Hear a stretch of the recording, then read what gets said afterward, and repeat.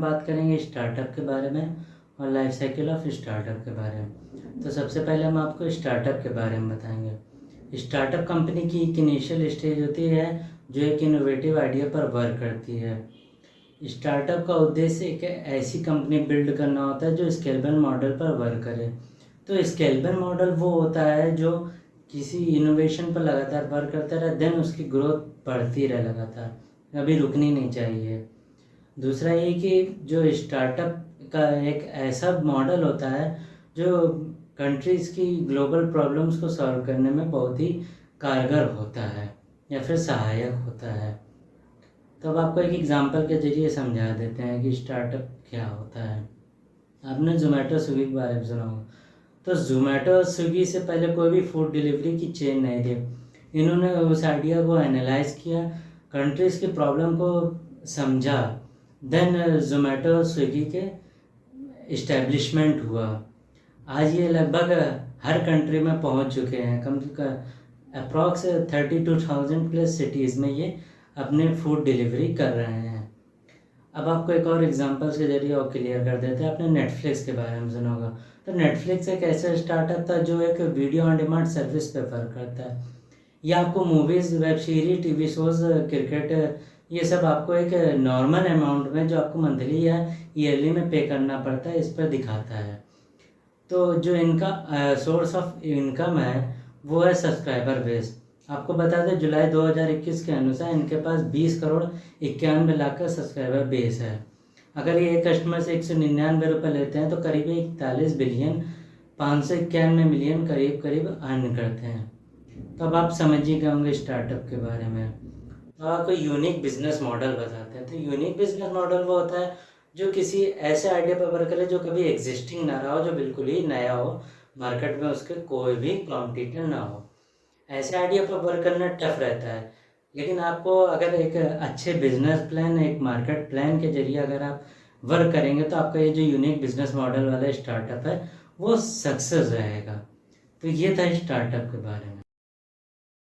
अब हम बात करेंगे लाइफ साइकिल ऑफ स्टार्टअप के बारे में। तो लाइफ साइकिल ऑफ स्टार्टअप को हमने 4 पार्ट में डिवाइड किया। तो सबसे पहला जो पार्ट है वो है आइडिएशन स्टेज ऑफ स्टार्टअप। तो आइडिएशन स्टेज ऑफ स्टार्टअप वो होती है जिसमें एक इनोवेटिव आइडिया पर व्यक्ति वर्क करना चाहता है। तो सबसे पहले तो आपको इनोवेटिव आइडिया पर वर्क करने के लिए बिजनेस प्लान और मार्केटिंग प्लान बना लेना जरूरी होता है। बिजनेस प्लान से आपके एक माइंड के में जो आइडिया होता है उसकी एक शीट तैयार हो जाती है कि आपको कैसे कैसे इम्प्लीमेंट करना है। और मार्केट प्लान से ये तैयार हो जाता है कि आपके जो प्रोडक्ट सर्विसेज हैं आपको उन्हें कैसे मार्केट में लॉन्च करना है, उसका कैसे स्ट्रेटजी बनानी है। आपको एक एग्जांपल के जरिए समझाते हैं। आपने जोमेटो के बारे में सुना होगा। तो सबसे पहले जोमेटो को एक फूडवे नामक वेबसाइट से शुरू किया गया था। बाद में इसे 2010 में बदल के जोमेटो प्राइवेट लिमिटेड कर दिया गया। इसका उद्देश्य फूड सर्विस को एक ऐप के थ्रू आपके घरों तक, आपके ऑफिस तक पहुंचाना था।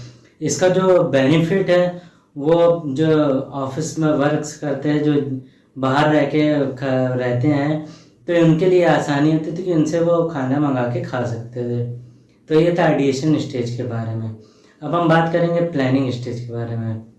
तो प्लानिंग स्टेज का रूपरेखा तब तैयार होगी जब आप आइडिएशन स्टेज को एक सक्सेसफुली बिल्ड कर लेंगे। तो प्लानिंग स्टेज में आपको ये करना है कि जो आपने प्रोडक्ट सर्विसेज बिल्ड कर दिए हैं उनको कैसे लॉन्च करना है मार्केट में, इसके तैयारी करनी है।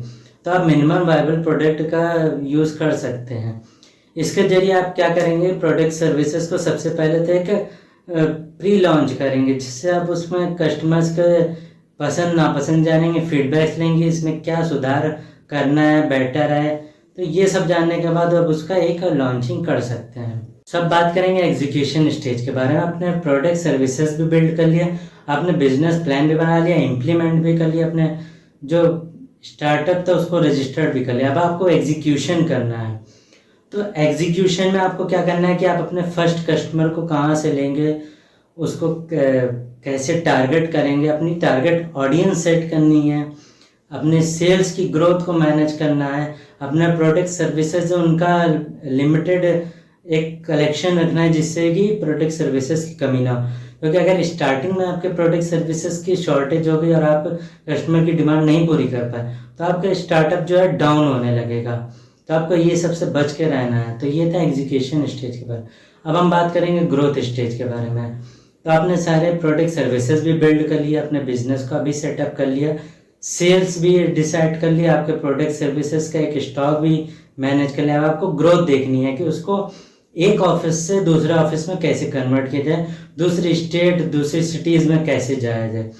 तो इसके लिए आपको ये एनालिसिस करना है जो आपने प्रोडक्ट सर्विसेज बिल्ड किए थे उसकी उस स्टेट, उस सिटी में नीड है कि नहीं। आपको कॉम्पिटिटर प्लान बनाना जरूरी कि आपका कॉम्पिटिटर उस स्टेट में, उस सिटी में है कि नहीं। इसका भी बहुत खास ध्यान रखना है, क्योंकि इससे अगर आपने नहीं ध्यान रखा तो आपका स्टार्टअप उस सिटीज़ में फेल होने के चांस बढ़ जाएंगे। ग्रोथ स्टेज यहीं पे ख़त्म होती है।